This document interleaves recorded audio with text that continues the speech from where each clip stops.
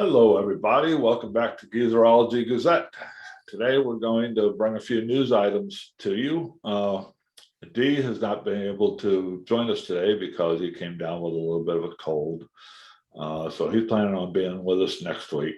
But today it's just Bob and I, and I'm going to let Bob get us started. What do you have for us, Bob? All right, Scotty, thank you. Well, 2021 is certainly shaping up to be the year of the Beatles. We had Paul McCartney's appearance on Hulu where he was interviewed by Rick Rubin. We've got the upcoming Let It Be documentary from Peter Jackson. And on the heels of all of that, we have a new biography coming out from Paul McCartney due November 2nd called The Lyrics. And it's a career spanning biography. And the book will reportedly recount the musician's life through 154 of his songs. And this includes stuff from his earliest boyhood compositions to songs that he wrote in the Beatles, in his band Wings, and from his solo career. And the book's also going to be including previously unseen drafts, letters, and pictures from his personal archive. And the lyrics is arranged alphabetically, and it provides kind of a kaleidoscope view of his life. I mean, alphabetical by title? You mean alphabetical by title from the songs. Yeah. So it's not going to be chronological. But what he's doing is he's using each one of these songs to paint a part where he was in his life at the time. And so the book is going to include definitive text of the song's lyrics. It describes the circumstances in which they are written, the people and places that inspired them, and then what he thinks of the songs now. And McCartney, in his foreword to the book, wrote that, he's not a person who ever kept a diary or anything. So instead, he said, what I've got are my songs, and these songs reflect, where I was and what I was doing in any particular point in my life. So, like I say, that's coming out November 2nd. Yeah, I heard a little bit about this. Is that the one where, or maybe it was just he was doing a little press tour where he told us that he had nothing to do with the Beatles breaking up, that it was indeed John Lennon who broke up the Beatles. Yeah, I don't know if that's related to the book or not. Oh, okay. It might have just been something that came up in a press event he was doing. But the other thing that I did read that is in this book, that was a revelation in his book, is that McCartney says that he himself, not John Lennon, but he himself wrote the lyrics to the song "A Day in the Life." Right. The thing of he blew his mind out in the car and all that. McCartney said that he wrote that was not John Lennon, and we've all thought all along that was a John Lennon lyric. Yeah. So we may have some interesting revelations. Yeah. And I'm intrigued to see it, because I think it would be very interesting to see his thoughts and comments about 154 separate songs. Interesting. It kind of makes me wonder how much revisionism is going on here, or whether he's just being forthcoming with the truth and breaking down the myths. Well, it it's like we'll have to figure it out. We'll have to figure it out as time goes on. We'll have to figure it out which is more credible. Is it the real truth coming out, or is it McCartney just doing a little bit of revisionist history? Well, I can't speak to what's going on in his mind, but there's a very good possibility this could be a last man standing thing. I'm the last one around, or almost the last one around, and I wrote the songs, or most of them, so I'm going to get the last shot in, so everybody's going to remember me. I don't know. Ringo's probably just along for the ride. Yeah, we'll just have to see this book when it comes out and pay attention, and just kind of make up our minds about it. See how credible this all sounds. Yeah, there you go. But that was why when I got that where he's talking about the song "A Day in the Life" and claiming that he wrote the lyrics, that was my first reaction. Is that McCartney is, what you were saying, just doing a little bit of revisionist history just to get his legacy in line. Okay, my next piece.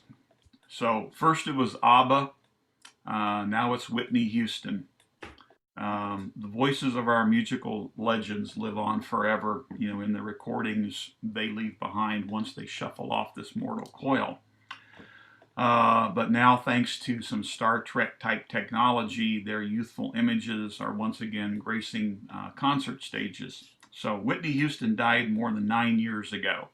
But beginning this week in Las Vegas, she took to the stage in a performance called An Evening with Whitney, which is a live concert with a Houston hologram, much like ABBA is doing with what they're coming up with. And a company known as Base Hologram, which is run by a former Clear Channel executive named Brian Becker, has created this illusionary Vegas show. And the live show is made up of a 4-piece band and 4 dancers. And Whitney is a computer-generated face of the singer in her prime that has been digitally grafted onto an actress body double, choreographed and shot months ago, and is now going to be projected onto what they call a scrim, which I had to look this up, which is a piece of gauze cloth that appears opaque until it's lit from behind and it's used as a screen or a backdrop.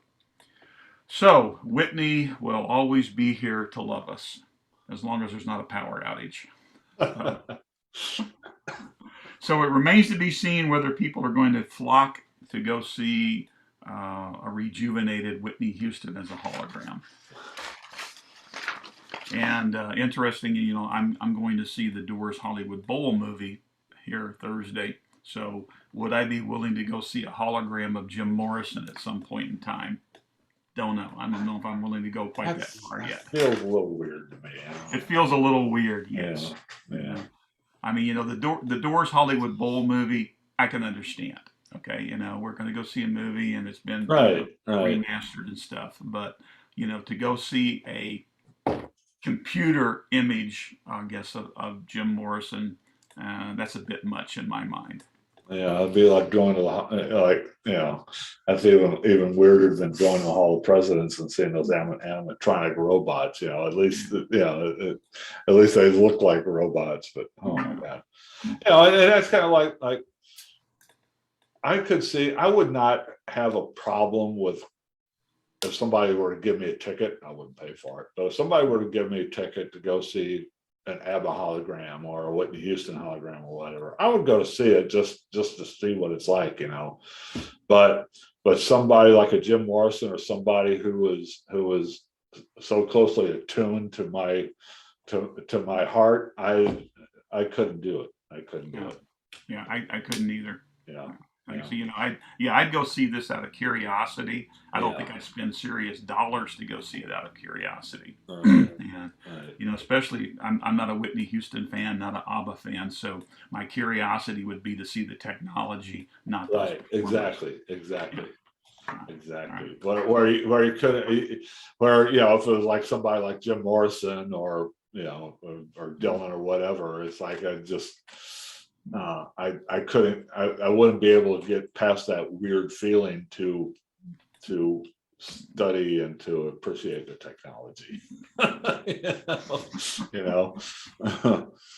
All right, so my final thing in the too weird to be true category, Meatloaf has been spending time in Nashville, and he's recovering from several back surgeries. And in an interview, he said he's planning on releasing some new music. In particular, he's got a 4-track EP that's going to include a song called "What Part of My Body Hurts the Most."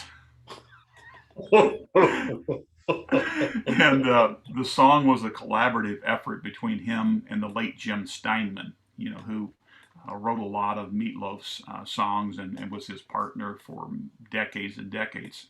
So, but above and beyond that, Meatloaf is supposedly working on another project, and it's a TV game show named after his 1993 hit, "I'd Do Anything for Love, But I Won't Do That."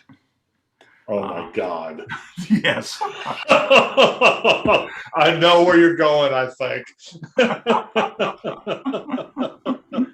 And so the article says that the show's already been signed by ABC in the U.S. and ITV in Great Britain and Australia. And Loaf is hoping it'll start production in 2022. So I can't even imagine what this is going to be like. Oh, that sounds really, really nasty. Doesn't it though? Anyway, those are the kickoff items I got, Scott. I'm going to throw it over to you. What wouldn't you do for love? Well, do we really want to know? Right. But I won't do that. So. Oh. Well, I saw this week there are a couple of tour-related, COVID-related pieces of news. Kiss had a problem.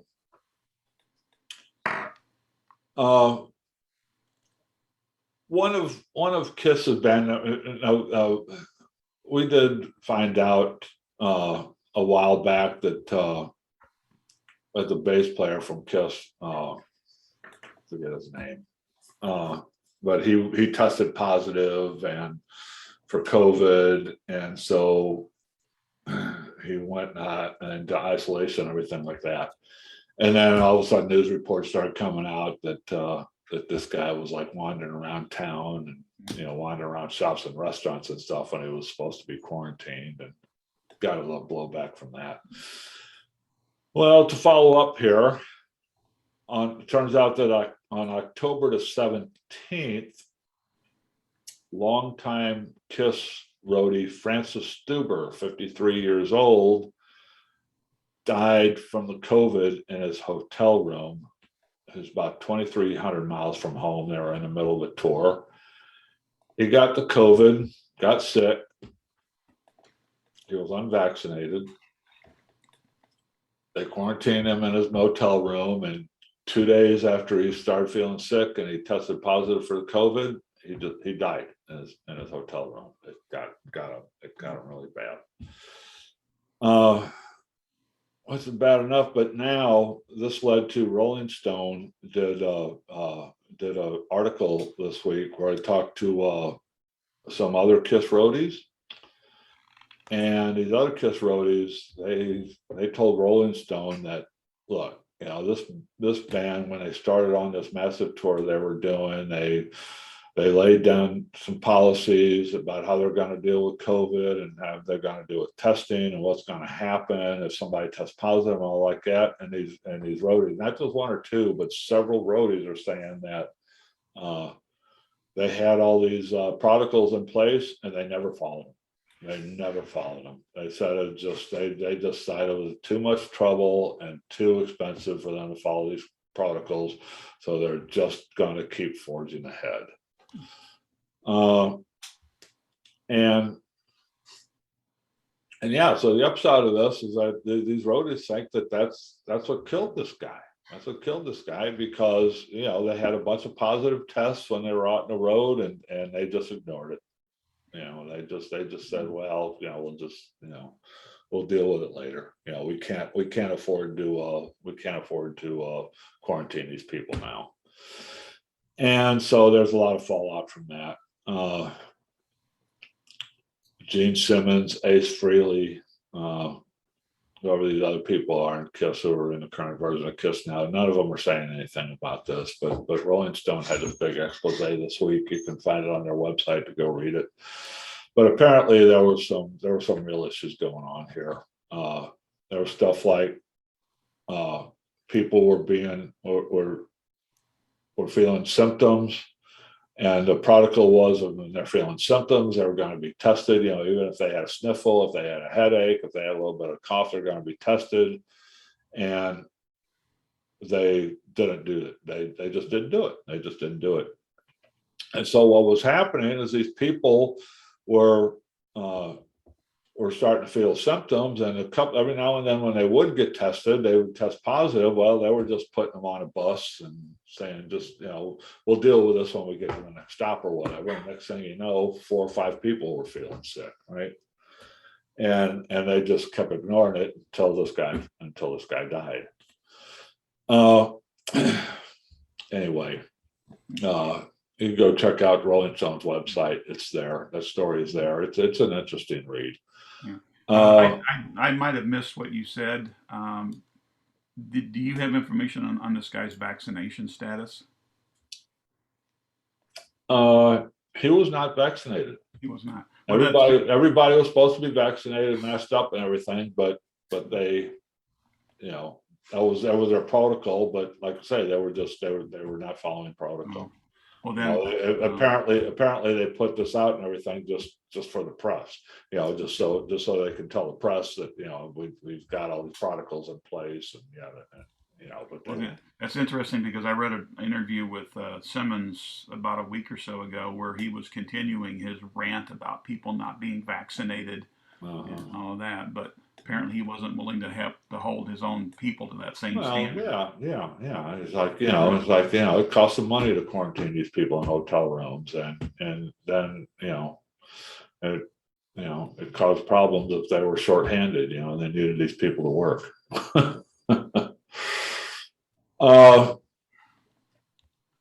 John Bon Jovi Saturday night was scheduled to play a concert in Miami Beach. About 2 hours before the concert was to begin, it was called off because John Bon Jovi tested positive. So they did follow their protocols and they canceled the show and put John Bon Jovi, who has been vaccinated. He said he'd been vaccinated, and they had their protocols, and they, everybody on their tour and in their party had been vaccinated, but but he did test positive. He's not sick. He's not showing symptoms, but he tested positive. So they shut down the concert and they put John Bon Jovi in quarantine, and he's going to stay there for a few days until this all passes. Well, good for them for doing the right thing. So just stories on opposite things that are happening with touring musicians and their COVID protocols. One of them is doing the right thing, and the other ones aren't. Have anything else, Bob? I got a couple other little things. Go ahead before we get to okay anniversaries and birthdays. Alrighty. So on one of our earlier episodes, we talked about the child exploitation lawsuit filed by Spencer Eldon, who was famously photographed as the baby on the cover of Nirvana's Nevermind album. Right. Well, Dave Grohl, who was the drummer for Nirvana and is now the current frontman for the Foo Fighters, was asked about that lawsuit in a recent interview. And Grohl tried to sidestep the question as much as he could, obviously following advice from the attorney who says don't say anything. But Grohl had a great one-sentence comment that I want to share. And it was pointed out to Grohl that Eldon has recreated the photo several times as an adult. And Grohl responded, quote, "Listen, he's got a Nevermind tattoo. I don't."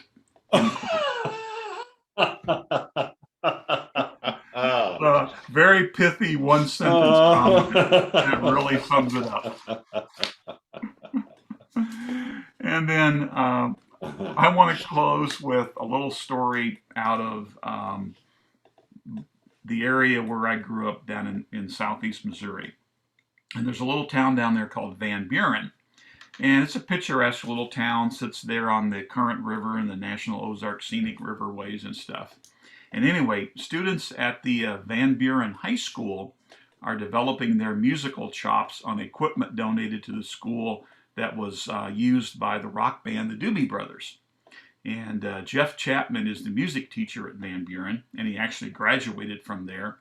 And after he graduated, he started out playing music in his dad's bluegrass band.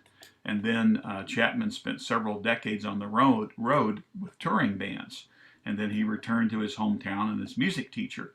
Well, it seems a couple years ago, a guy named Booth Burrows, who's also a graduate of Van Buren High School, was in town for his father's birthday. He hooked up with Chapman and they got to talking. And Booth works for a company called Rocket Cargo in San Francisco. And it's a freight logistics company that specializes in concerts and other events. And Burroughs asked the music teacher if he was interested in some retired equipment from the Doobie Brothers. And Chapman said, "Of course I am." So Burroughs arranged for some $21,000 worth of equipment to be donated to the high school. And among the stuff that they received is an electric pedal that still has various settings labeled on it. And Chapman says that during a recent viewing of the Doobie Brothers Live at Wolf Trap DVD, he noticed that the guitar pedal was being used by lead singer Tom Johnston, and it was the same one that the band donated to the school.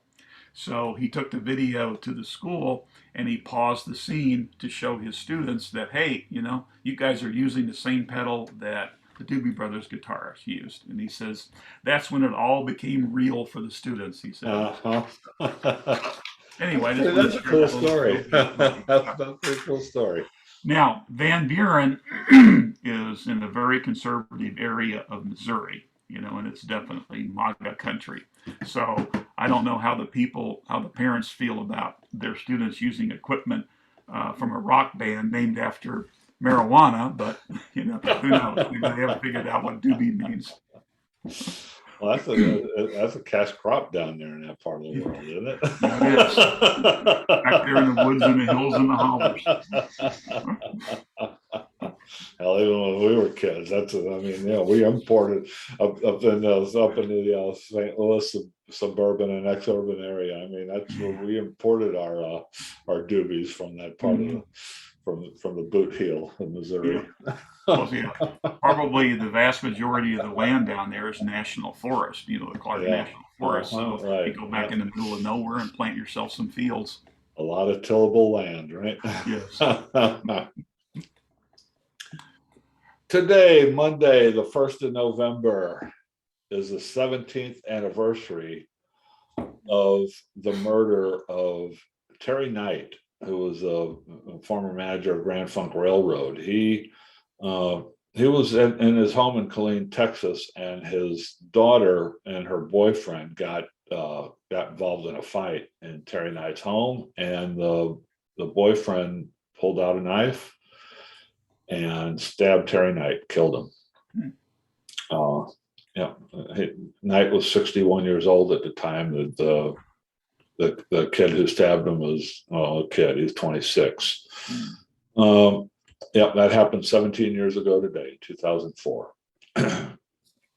On Wednesday will be the 49th wedding anniversary of James Taylor and Carly Simon. They were married by a judge in Simon's Manhattan apartment, and they were married for 11 years. They split in 1983. But anyway, the day they were married in 1972, that night, Carly Simon joined her new husband on stage at the Radio City Music Hall to announce their wedding.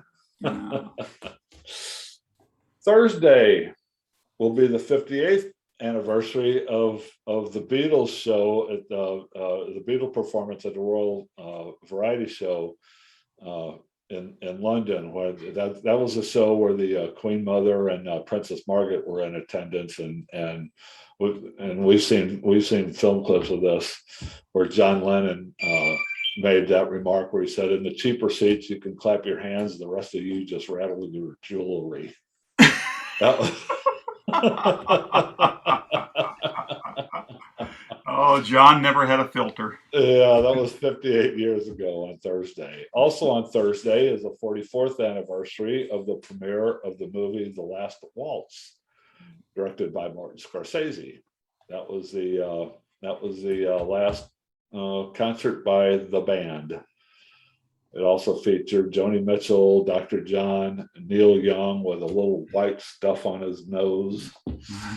Van Morrison, Neil Diamond, Eric Clapton all appeared in this movie. This was this premiered, but when this premiered, it was almost a year after the concert actually took place, because the concert actually took place on Thanksgiving night of 1976. But the movie premiered on 4th of November, 1977. Yeah. If I may interject, Scorsese's had an interesting history with rock and roll, and he was part of the film crew documenting Woodstock. Right.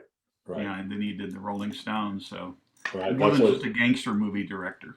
Yeah. Right. His work on Woodstock is what inspired him to do this movie, The Last Waltz, which a lot of people, for a lot of years, it's been a lot of folks have said that's the best concert movie ever made. You can argue that, but it was a pretty good one. I actually have it. Wow. I actually have it on DVD, and I was watched it a few times. It's pretty entertaining, pretty good show. Okay, Friday will be the 50th anniversary of one of the more famous cultural phrases of the last few years. Elvis Presley kicked off a 15-day tour in Minneapolis on the 5th of November 1971. At the end of the show, the crowd and the fans, they were all clapping. They wanted another encore, and they wouldn't leave. So the announcer came out on stage and said, "There won't be an encore. The show is over. Elvis has left the building." I always wondered where that came from. I always thought, for a lot of years, I always thought that was something that David Letterman made up, because I didn't know it was a real statement. Letterman got on that kick where he's using that all the time. I thought it was something he made up, but no, it wasn't. It was actually 50 years ago. 50 years ago Friday, that announcer said that Elvis has left the building. Go home, everybody. We're done. We're finished. Saturday will be the 53rd anniversary of the opening of the Fillmore West Auditorium in San Francisco. The Grateful Dead and Jefferson Airplane played the opening night at the Fillmore West. This was not the first concert in the building. This was just the first concert after Bill Graham bought the place and named it Fillmore West. It was actually formerly known as the Carousel Ballroom, which was operated by the Grateful Dead, the Jefferson Airplane, Quicksilver Messenger Service, and Big Brother and the Holding Company as a social laboratory experiment. So these San Francisco musicians actually ran this place for a year or two before Bill Graham took it over and named it the Fillmore West. Sunday, 47 years ago Sunday, Ted Nugent won a contest. It was a national squirrel shooting contest. He picked off a squirrel at 150 yards to take home the ribbon that day. Okay, so he's better with weapons than he is guitar. So.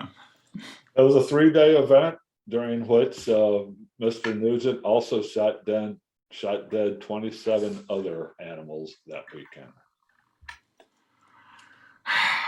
Just some boys having some fun.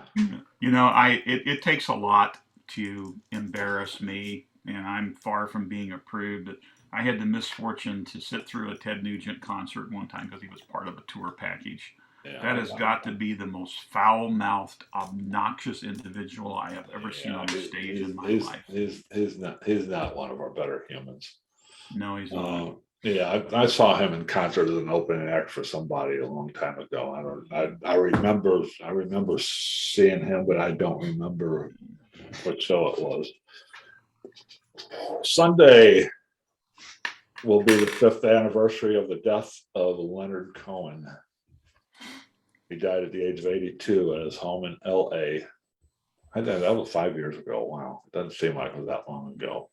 Mm-hmm. Birthdays today would have been the 81st birthday of Sergeant Barry Sadler. Ballad of the Green Beret. Ballad of the Green Beret, right. Yeah. Right. He had a #1 hit in 1965. Let's see. He served in the Vietnam War from December 64 to late 65.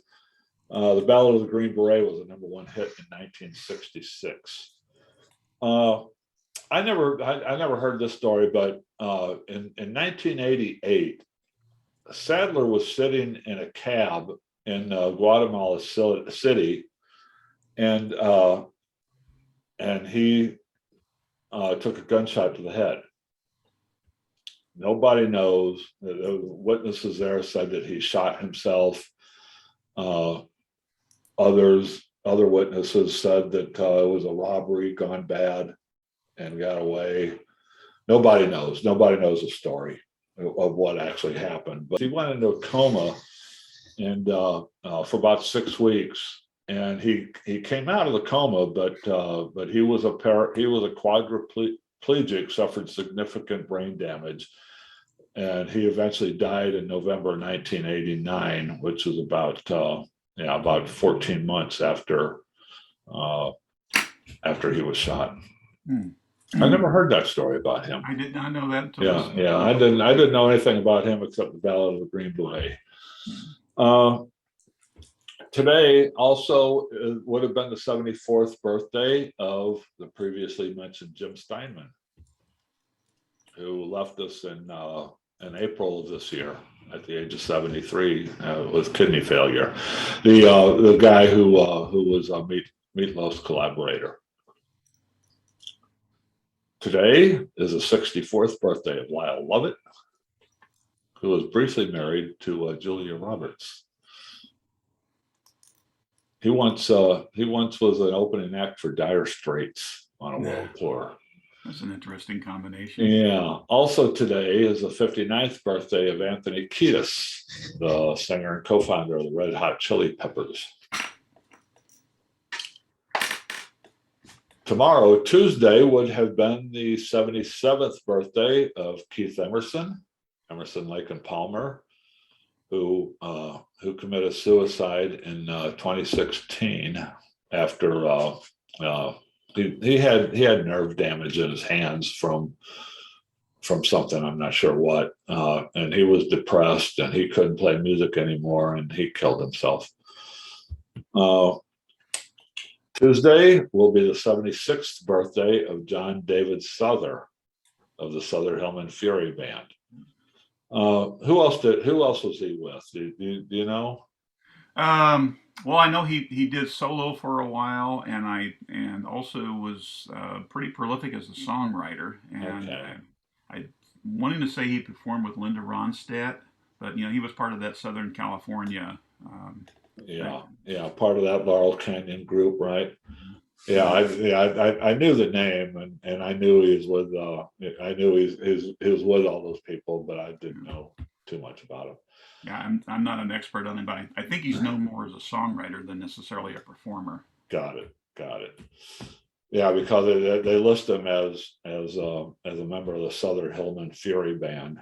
So I suppose that okay, so also Tuesday is the 60th birthday of Catherine Dawn Lang. K.D. Lang. K.D. Lang, right. Wednesday will be the 73rd birthday, and I was hoping Dee would be around for this. I was going to play this guessing game with Dee. Wednesday will be the 73rd birthday of Marie Lowry. She's a UK singer who had a #1 hit in 1967 in the US, To Serve With Love. Lulu. I didn't know if you'd get that. I knew Dee would. I even remember seeing the movie with Sidney Poitier. And I think she had a role in the movie too. Did she? Yeah. I saw the movie. I saw the movie when I was a kid. She played one of the students in the school. Oh, okay. Thursday will be the 52nd birthday of Sean John Combs, also known as Puff Daddy, also known as P. Diddy. He doesn't have to call me Sean. You can call me Puff Daddy. You can call me P. Diddy. You can call me Diddy. You can call me Puff, but he doesn't have to call me Sean. So was he inspired by John Wayne for that? He was the richest hip hop entertainer as of 2007, with a net worth of $346 million. Friday would have been the 90th birthday of Ike Turner, who left us in December 2007. St. Louis native, husband and tormentor of Tina. Yeah. Friday will be the 80th birthday of Art Garfunkel, former partner of Paul Simon. Friday will be the 74th birthday of Peter Noon. Herman's Hermits. Herman's Hermits. Mrs. Brown, you've got a lovely daughter. With all of its unsaid implications. That's right. That's right. Friday will be the 62nd birthday of Canadian guitarist, singer, songwriter Bryan Adams. He had a lot of hits. He was very, very successful. I don't know much of things he did, but he sold a lot of records, and I know a lot of people are, big fans of his, but for some reason he has escaped me over the years. Anyway, he'll be 62. Now, this is Bryan Adams, not Ryan Adams. This is Bryan Adams with a B, right? Right. And Bryan is the one with Summer of '69? Bryan is the one with Summer of '69, I Do It For You, a lot of other things that I'm just not familiar with. The only thing I know by him is Summer of '69. And that's it. Also Friday will be the 47th birthday of Ryan Adams. Not Bryan Adams with a B, but Ryan Adams. Right. This is his 47th birthday. It's just so fun. They share a birthday. I just learned that this week. They were born, they share a birthday. Bryan Adams and Ryan Adams. I know we had share a birthday. They were both born on ironic. 5th of November. Well, I mean, Brian's a few years older, Right, but yeah. Didn't we have a discussion about him on a video we did a few weeks ago? Yes, we did. Bryan Adams came up in a news item or something, and we had this discussion. Bryan Adams, not Bryan Adams. Bryan Adams, not Ryan Adams. Well, they were both born on 5th of November. Saturday would have been the 73rd birthday of Glenn Frey of the Eagles, who left us in January 2016 at the age of 67. He had rheumatoid arthritis, colitis, and pneumonia. He was not in good health, was he? No, he was not. And Sunday, 7th of November, would have been the 84th birthday of Mary Travers, Peter, Paul, and Mary. She died in 2009 at the age of 72. Sunday will be the 79th birthday of Johnny Rivers. Had a bunch of hits in the mid-60s. And to wrap it up, also on Sunday will be the 78th birthday of Joni Mitchell, another Laurel Canyon product. Big Yellow Taxi. She wrote Both Sides Now. She wrote the song Woodstock. She's still working. So there it is, anniversaries and birthdays. Well, there you have it. That's this week's look at the news, look at birthdays and anniversaries. Come on back and join us next Sunday for some more Geezerology Gazette. And on Friday, we'll have a review of some sort for you. We're still working that out, but one of us will be here to give you a little quick review of some piece of thing that we've seen or read or heard or something. Thanks for joining us, everybody. We'll see you later. All right, take care.